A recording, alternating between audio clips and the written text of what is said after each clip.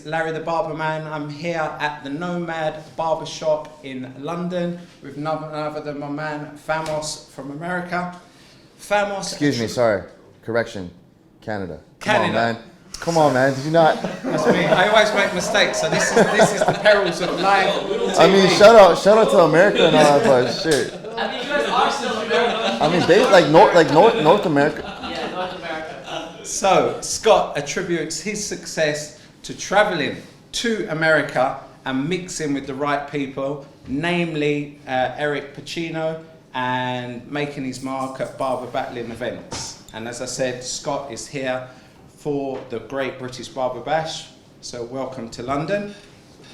So Scott, let's start the interview. You started, I've seen you on Instagram at these big barbering events in America and Brazil, and you have like screaming fans, and you kind of come onto the stage, turning away and doing kind of selfies with the crowd. Tell me how you got into this position to be almost like a rock star of barbering. Dude, I have no idea, man. Honestly, it's like it's still extremely overwhelming to me. But to really answer your question, I think it was just me being myself ever since I picked up my clippers when I was 12, and just the curious kid, strange. I'm a weirdo, and I was always very creative and artistic. So I still carry that now, and I'm always learning. I'm always wanting to learn more, and just the opportunities just come up. Like this came up randomly, like me being here right now. I wouldn't say it's random. I think it's a little bit more calculated and strategic, and it's an attribute to your talent. I can agree with that. Yeah? Yeah. Good. At least we're agreeing on something at this early stage in this interview. So how instrumental would you say that Eric Pacino was in making you who you are today? It's just like, if I was a musician, I would have a certain drummer or guitarist or singer or rapper that I would follow and listen to all their music that they put out and do some research on how they started. When I started cutting hair, I was always looking for someone I can follow and seeing what tools they use, and found a couple of guys on YouTube.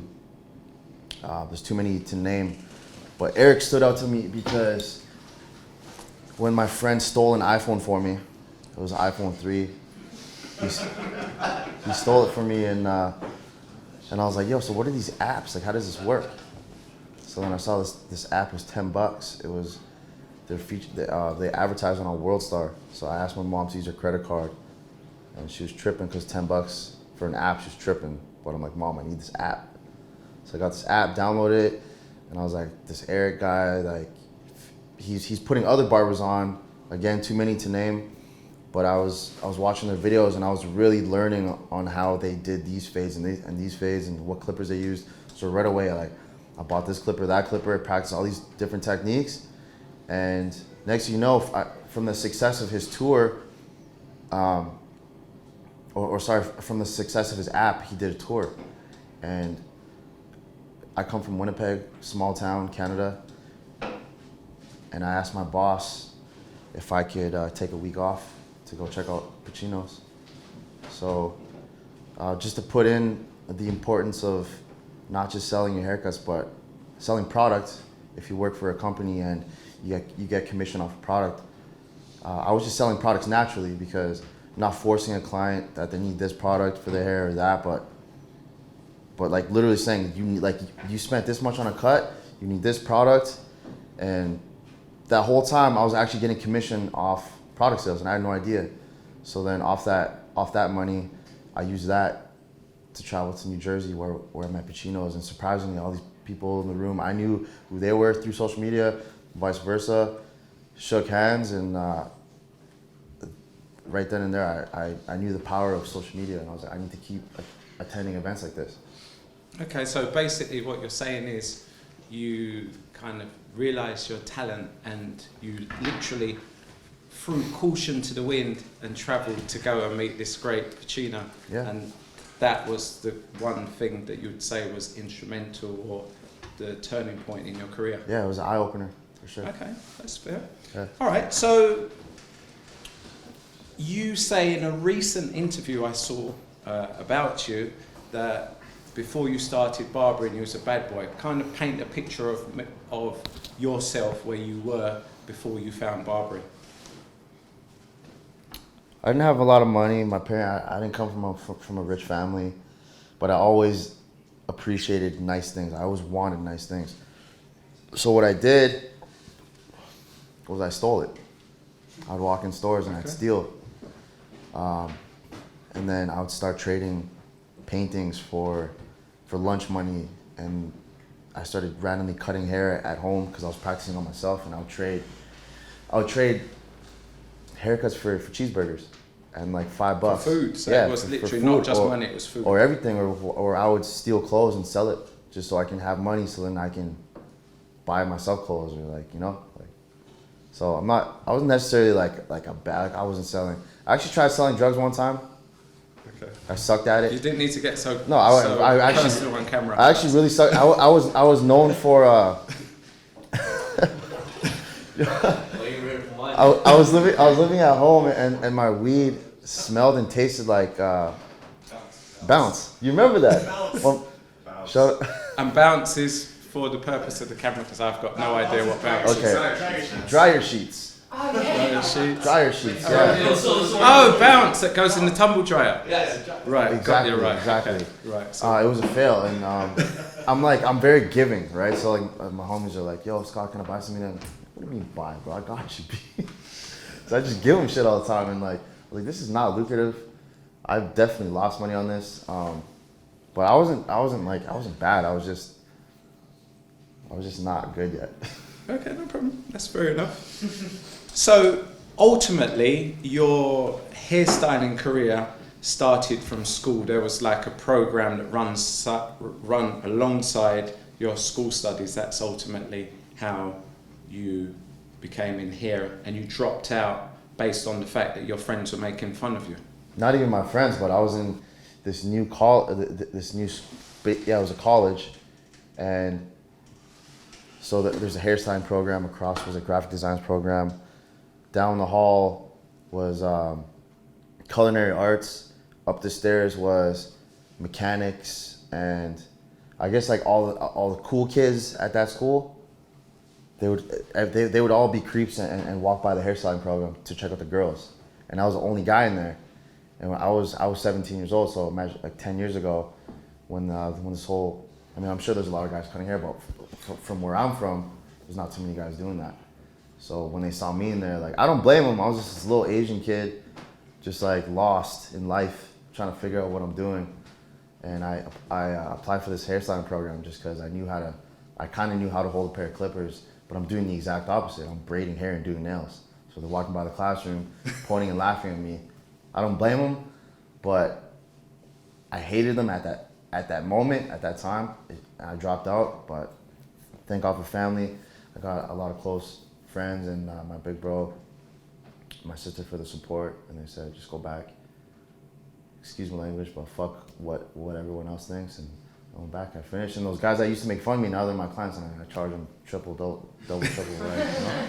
Oh, that's commendable. I thought it was just like hair school, but now you've kind of expanded on that and say you wasn't just cutting hair, you was like getting down with it and filing nails and feet and corns and bunions. Feet. Not feet. Oh, okay. Shout out to the girls with pretty feet though. Like, right? Okay, no, you like girls? Come on, Larry. No. You can shout it out. Yeah, no feet. I did learn some like nails, and we even learned eyebrows and makeup and stuff like that, which like I appreciate. You know, it's an art. It's an art form at the end of the day. So ultimately, it was your family that helped you overcome this ridicule from friends and people around you, and Jesus to keep you going. Yeah. Okay. So, and tell me how thankful you are that you did listen to your family. Every day, I'm thankful, man. You just recently opened your shop in September, which is your very own shop. Tell me a little bit about the shop and what makes Famos' shop different from the rest of the crowd. I think I could have opened a shop a long time ago, but I go with my heart and my gut. And like a lot of people, oh yeah, I can give you money. We can do this together. We can do this. We can do that. And I almost opened up a shop in one of my homie's clothing store, but then I ended up just leaving, and I went to Montreal.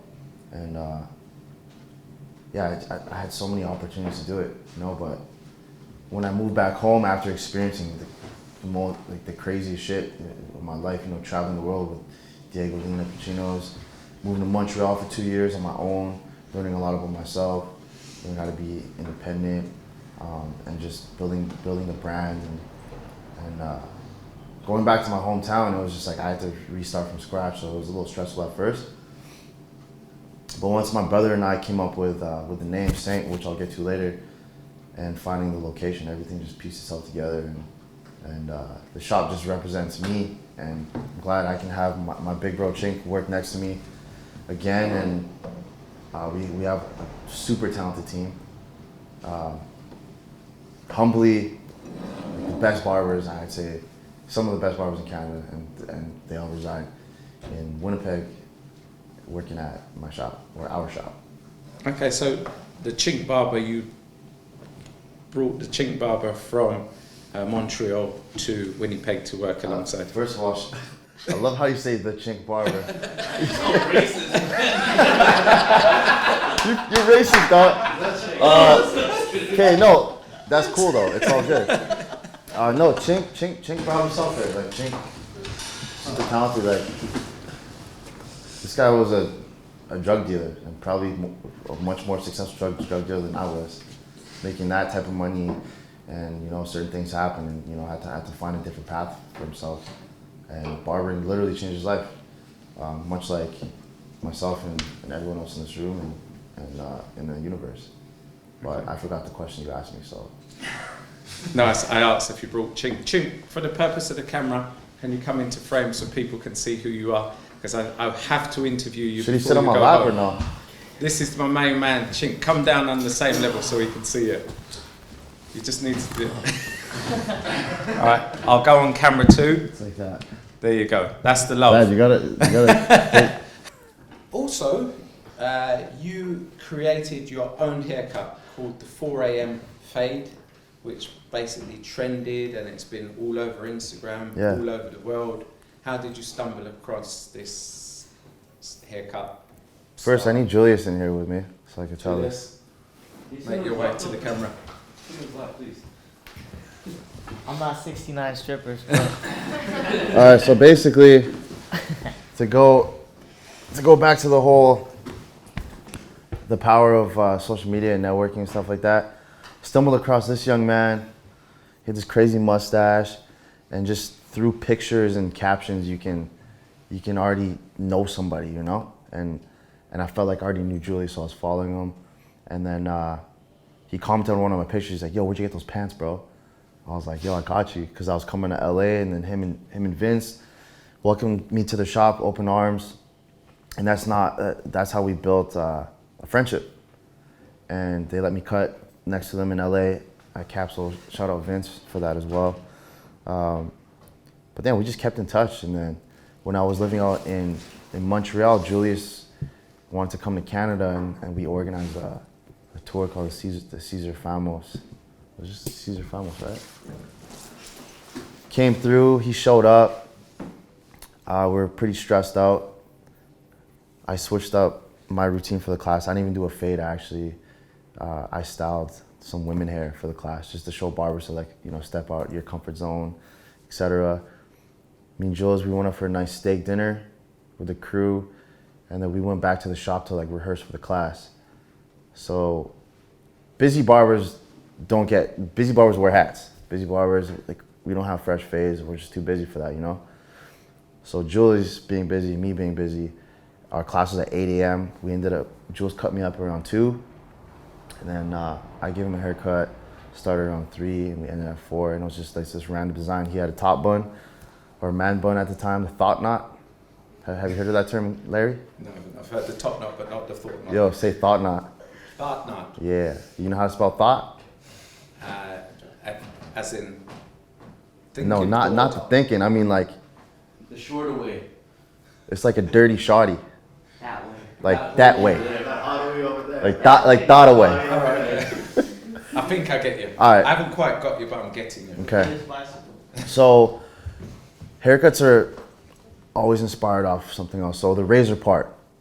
When you look in old barbering books from back in the day, African men, they were getting a razor part etched in because they couldn't get like the clean part and comb it over. So they would actually get it etched in. So based off that, and then the West Coast, the West Coast Filipino barbers, they were exaggerating this part.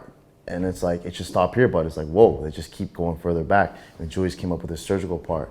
With the surgical part, people are just being like really creative with it. And then I saw this one haircut on a soccer player. So then I did that on on someone else. And then I'm like, yo, what kind of cut do you want, Julius? And he has Julius Caesar on this side. So we shaved this all bald, and on this side, he showed me a picture of something that I did before, based off another haircut, which was based off another haircut. And I just came up with these 3 lines, and like, it kind of took me back to my childhood, sitting down with my brother and watching him color like in line, like within the lines, and like using crayons and just always staying in the lines. So whenever I do fades within the lines, I see it as like a coloring book, and you stay within the lines. So I faded one part this way, I faded one part this way, and it was just so cool, you know? And it's not just a cool design that has 3 lines and 2 colliding fades. It's like a story behind networking, friendship, history, and it was just dope. And we finished it at 4 a.m. So I posted it. I was like, I need a name for this fade. We had like 200 plus comments. People are saying like giving the craziest names for this haircut. And then my buddy Ken, he's like, just call it the 4 a.m. fade. I just call it the 4 a.m. fade. Next thing you know, it's like trending. I did a competition for it. Diego won the competition, and I sent him out a little package. And then I met Diego, and then next thing you know, him and I do 7 tours together. We were on Cedric the Entertainer Barber Battle, and yeah, I mean that's off topic, but that's basically what the 4 a.m. It's fade strange is. you should say that, because I've just written an article for Barbrevo on Diego, and the headline is this something along the lines of, does this barber really have the hands of God? So based on the fact that David Thomas created a haircut on Julius, Yeah. and you created a haircut on Julius, the question then arises, has Julius got the head of God? I mean, no homo, but yes. That's 2 No homo, but yes. massive haircuts that were created on Julius's head. I thought you were about to say massive head. I got the best head in the game. Pause. Give it or? All right, so let's talk logos. You've got your own logo. Tell me exactly what that logo means to you, and what impact do you think that it has had on the industry? Do you watch Zorro? Do you watch Zorro? Do you know who Zorro is? Yeah. The man with No, there's 3. Because like with only that's vertical, no diagonally. horizontal, diagonal, Yeah. horizontal, Right, and then okay. maybe a little small vertical at the end there. Okay, with the noise. So I always liked how like a signature looked, and people use that as their logo because it's like it's their signature. It's not too hard thought out. It's not like in your face. Like I'm a barber, so like I wanted to represent like me cutting hair. But I mean, like, no offense to some people out there, but it's just like, I feel like it's a little corny sometimes when there's a barber pole and it's like, or, I mean, my logo's a pair of scissors, right? But I just wanted more behind it. I wanted more simple and like something that my mom can wear. And it's just like, oh, like, yo, that's a cool shirt, or like, that's a cool pin, it's a cool logo. And I imagine myself just like showing up and like Zorro with a sword, just like just drawing in like an SR, and it was like a pair of scissors. And like I have like such a crazy mind that like I'd be cutting hair and the client's telling me this whole story, and I love listening and like I love talking, but sometimes I'll just completely zone off and just think of weird things. And this one time I was thinking about a logo. I was like, man, it'd be so cool if like, because I was looking at a pair of scissors before, and like the pinky rest Mine wasn't like a curve, but some of the pinky rests have that curve. Mine was just like a little stick that you like twist into the shear. I was like, man, that'd be cool, but it wouldn't work because the S is backwards. But what if we twisted it and then flipped like the hook so it was an actual S, and then the scissor was kind of open so it was like an R. And as I was thinking, I turned around to grab my scissors and it was in that position. So then I was just like, I told my client to hold on a second. I went in the back and I just got a piece of paper and I drew it out quick. That's And right. You have to do that. initially I kind of wanted like a Zorro type of thing and just show up and you just like, But it's too obvious. a little too obvious, but a close friend of mine, she whipped it together for me, and it What didn't. impact do you think that that's had on the industry, your logo? I mean, I'm like the pin god. It was Julius actually inspired me to make a logo. So Yeah, it's I like can see that. inspiration comes from everywhere. Like he had this little cute little man. He was like a little circle guy with this dope mustache, and he'd pop that on his haircut pictures. Like I need a logo. Like it's just getting that repost. Like Julius didn't even need a logo on his pictures for it to mean like I know his work. Like if his logo or his name isn't on it, like I know whose work it is, you know. But just to confirm and like make it yours, like I needed to make one for myself. But the impact that it's made, just a simple. I was just trying to figure out how to make a hat, and it's so funny how barbers make hats. Like Diego's like the hat god. This guy's coming up with a hat every 2 hours. But my first hat, or my second hat, I was trying to figure out how to put a gold on a hat, and I was like, do I like glue it? And I'm trying to figure things out, and then I was like, why don't I just make a pin? And the pin was meant for a hat, but then people they wanted to buy the pin itself, and this pin you'll see all around the world. I was just in Brazil a couple months ago, and hundreds of people in Brazil they have my pin, and I've inspired a lot of people to make pins. There's a lot of pins out there now, but like I know my pins like. So I think it's fair to say you are the kingpin I'm a kingpin, yeah. in barbering I right like now. that, Larry. I like that. Okay. Just had some spontaneous music in the background. It sounds like a jingle on a break. This is good. This is really good. I'm still. So the Fingers the last one as well. Kingfisher. It's great.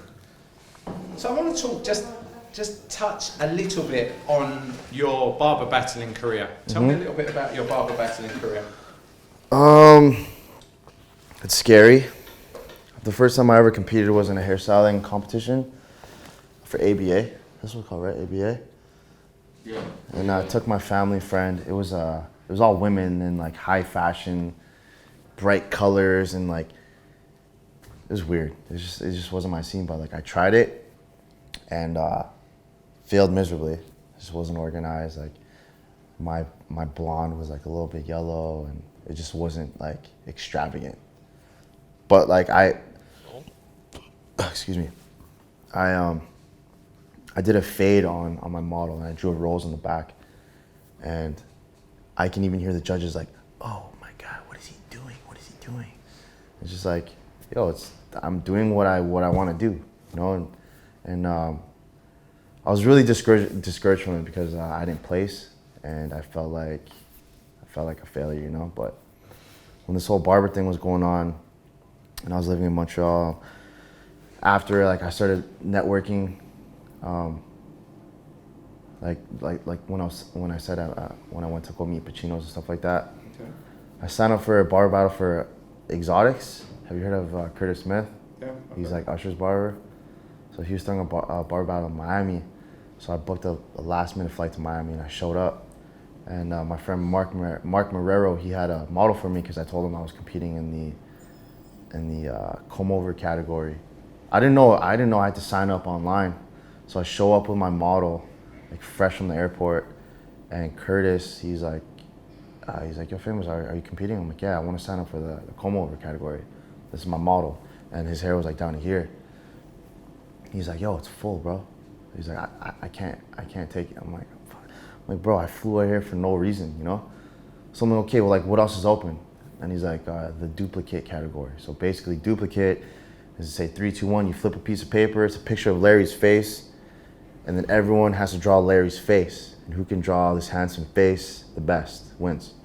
So that was the category that I'm like, whatever, just sign me up. But my motto was like, bro, man, like, I work in like, I can't have designs or whatever. So I was like, out of nowhere, I need to find out who this little man was. But this little dude walks up to me, he's like, yo, I want to trade someone. I'm like, well, what do you got? He's like, fastest fade. And I look over at my models. He's like, shoulder length hair. I'm like, Lifetime's work. I'm like, yo, Curtis, how does fastest fade work? He's like, you have 15 minutes to do the best haircut. I'm like, yeah, but does it have to be fast? He's like, you have 15 minutes to do the best haircut. So I'm thinking in my head, I'm like, I could cut this guy's hair in 15 minutes. I'm like, just as long as I'm here and I compete, I know I can do my best. I was a little unorganized, and I know for next time I'll sign up in advance. So I'm like, this little dude, whoever he was, I switched. So he took duplicate, and then I took fastest fade. So I was the last one to finish, but the amount that I did in 15 minutes. So as soon as they blew the whistle, I horseshoed this, I tied it up. I took my classic 76s, the 3.5 detachable. I debulked it, clipper combed it, did a skin fade, dropped all the hair down, and I did a bunch of scissor work, and I was the last one to finish, bro. And I even like blow dried it, textured it, and styled it.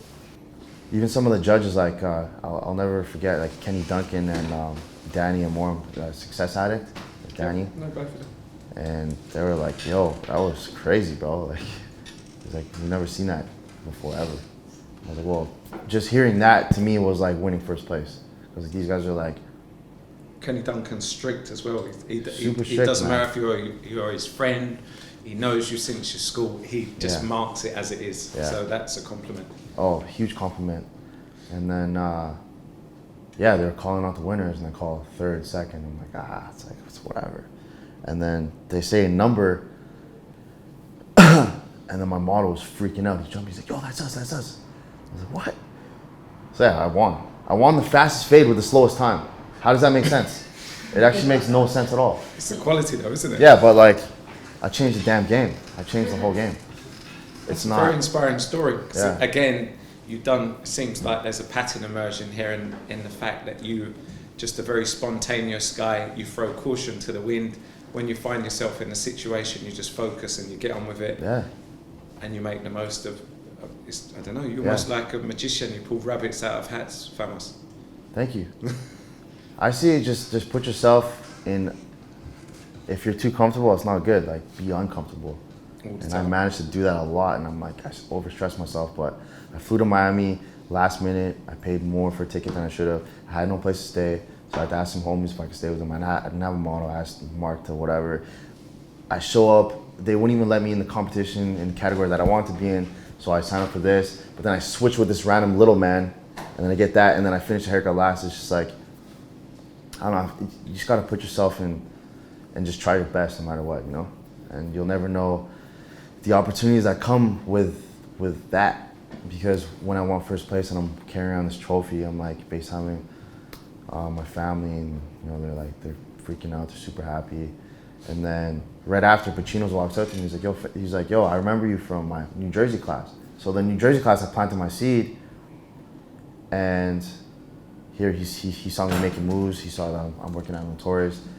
You know, so he was following me, like liking my pictures and stuff like that, and also with Curtis. So then they both asked me, it's like, yo, you wanna do a segment on this tour or at this event? And that was how I started shaking more hands, and you know, just like connecting. I think that's a really highly inspirational story. Just if anyone takes anything from the whole interview, that story there just tells you, sometimes you've got to throw caution to the wind. If you find yourself in an awkward situation, when you're in that awkward situation, focus on being the very best job that you can. Yeah. And so really and truly that you've just spoken about, I think was the actual turning point in your career. When you won that competition, Pacino was there, remembered you from way back when, and said, This is the new kid on the block. I want to carry him with me. So I salute you. That's great stuff. Thanks, man. Okay, so we've spoken about how you're like a rock star in barbering. We've spoken about you're the kingpin. As we say in Jamaica, you're pretty much the Dungargan. What one thing... Hold on. Say that one more time. The Dungargan. The darn Goggin. Dungargan. Dawn, D-O-N. Yeah. Goggin. Gargan. Spell Goggin. I can't spell it. That's it. You're the Dungargan. That's who Define Goggin. Huh? Define it. Right, I'm doing the interviewing. Okay. They won't understand me, so I'm not going to do it. All right. Right, so what I want to do now, ask you, with all those things, what one thing in your own mind would cement your career for you? You've achieved a lot. It's a difficult question. What one thing in my mind is that what? Would make your career complete for you? Achieving what one thing? It's hard because you've done a lot. I just want a little Famos, man. I want family. When I'm ready. Okay, that's real. Yeah. That's I good. mean, I feel like whether you're a human or a lion or whatever the fuck you are, like find a mate and you just reproduce. And I'm just trying to find a little Famos that I could stretch his ears, pierce his nose, and teach him the good shit. He can bring on the 5 a.m. fade. 4:30, bro. 4:30. Okay, so in closing, what words of advice would you have to that young, hungry barber wanting to reach the dizzy heights of Famos or Scott Ramos? Put in long hours, practice. Stay humble. Appreciate life. Be grateful for every opportunity. Don't complain. And if you do find yourself complaining, work harder. If people make fun of you, work harder. Always try to be different. Be inspired, reach out, connect, save up. Fly places, travel, shake hands, brand yourself, make business cards, eat Nando's chicken, tattoo your head with Julius. I don't know, just believe in yourself. And So you're a free spirit, yeah? That's fair to say. You're Yeah. a free spirit. What would you like to see change in the barbering industry on the whole internationally as a free spirit? That's a good question, man. I've never really thought of what I want to see change. It's just because I like where it's going, you know. Julius, Diego, and I were actually doing a tour, and it's going to be based on kind of back to barbering, because a lot of barbers are picking up blow dryers now, sectioning hair, texturizing with scissors, you know, like trying to be hairstylists, you know. And that's what I've always wanted, because going back to like the whole networking thing, before I linked up with Julius and Vince in LA, I went to San Fran and I cut at Julius's old station at Fresh Cuts in Daly City, San Francisco. And all the guys there, they're like, Scott, why you keep using your blow dryer? I use my blow dryer to blow dry the hair off and to dry hair shape it before I fade it. And I was like, I felt kind of like ashamed and like embarrassed, because I thought those are my hairstyling. That's like the hairstyling in me, right? So, but now you just see that everywhere. It's important though, because you know, I interviewed Donny Holly, and he was kind of telling me the story of how he kind of grew up with barbering, and he saw that the barbering trade was dying, and he made the decision that he's got to bring it back and he's got to save it. Now, one of the things I believe that could kill the barbering industry right now is if barbers don't know how to use the hair dryers, and if barbers don't know how to use the scissors. So it's really important that if we want to keep the industry flourishing, that use of the hairdryer and the scissors has to be on point, or else they're going to go back to the hairdressers. So I think it is really important. Definitely. So to go back to your question, I don't really want to see it change.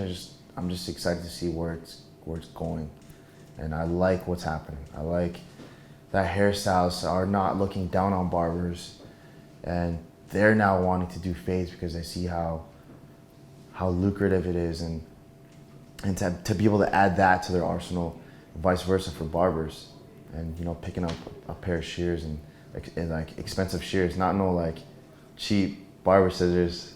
Like the barbers know what I'm talking about. Like I still actually have some of those. You're the worst of cheap shears, bro. Yeah, I got these like 10-inch rusted Filipino joints. They're crazy. From Sally's? No, from the Philippines, man. Oh, on okay. the streets of Manila, B. Yeah. Okay.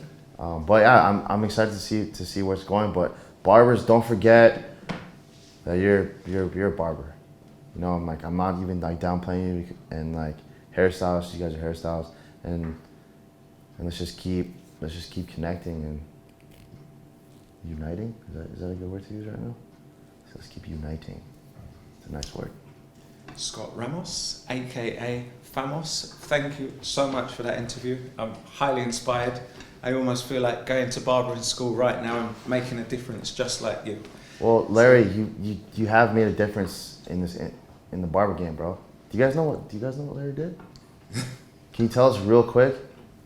What I did? Yeah, what like you changed the game out here, man, and you don't even cut hair. Oh, in the respect of the converter? Yes. Okay, so basically my story is, in short, I was a wedding photographer in Miami on a 4-day wedding, and I didn't like the results I got from UK clippers, so I bought myself a Andy style liner. Loved the results that I was getting whilst in America. Brought the clipper back to this country, bought a standard transformer, tried to get it to work. It was making a horrific noise. I basically then, well, I'm going to say it now, I was ringing up the engineer at Wall, finding out why it was making the noise, and then I basically done reverse engineering and worked backwards to find out how to solve the problem. Mm-hmm. First off, I thought it was a domestic thing for business travellers until interviewing Teddy Boy Greg, who kind of introduced me to Instagram, which I knew nothing about 2.5 years ago, and the rest is history. That's my story. And of course, because I hadn't been into a barber shop for 10 years and I didn't know any barbers, I thought, how could I get into the centre of the barbering community? And after never interviewing people, I thought, let me interview the different barbers. You know, you've got the skateboard guys, you've got the dicky bow guys, you've got, you know, I just interviewed the leaders. And I just carried on and loved the whole industry. As you do, you know, it's one of those industries you come into and you never think that you'll love it until you're in here. Mm-hmm. And that's what I experienced. Well, we love you too, man. So that's the Barber Man story. That's great. Cool. That's so, great. Famos, we're out of here. Thank you very much. That was wicked. Thank you. Thank you. All right, so real quick, go to visit my website, wearesaint, wearesaint.com. Buy some clothes, support the movement. Reach out, stay inspired, contact Larry, holler at Julius. Give Chink a shout out for no reason. Chink's coming. We're going to interview Chink. Oh, and just quickly, because you said you said that you wanted to tell me a story about Saint, or have you told me that story already? The brand. Where do we get the clothes from? Sorry, what'd you say? Where do we get the clothes? Oh, Bring some over. wearesaint.com, W-E. Ship to here. Yeah, I'll ship here. Oh, he bought some stuff too? I brought some stuff. He's got a good at. fat suitcase with him. Oh, the fattest. Yeah, my suitcase broke. Look at that. All right, I'm going to sign off. All right.